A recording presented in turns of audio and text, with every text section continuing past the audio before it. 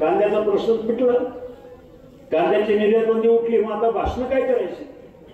मला वाटतं ह्याच गावामध्ये इथे येऊन माझ्यावर आरोप केले की आढळरावांनी स्वतःच्या कंपनीसाठी संसदेमध्ये प्रश्न विचारले. मी जाहीर आवाहन केलंय आणि आता त्यांनी मला काहीतरी पुरावे दाखलेत खोटारडे.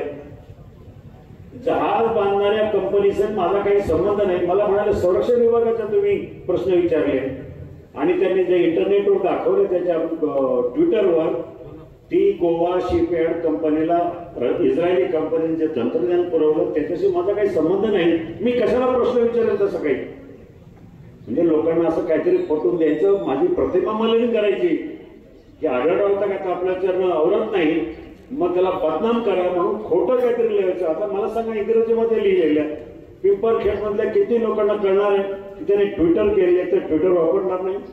मला आमचे मेजर बळवंत बोंबे म्हणत होते ते असं असं बोललं, तुम्ही काहीतरी बोललं. म्हटलं मला बोलायची गरज नाही, लोक मला ओळखतात.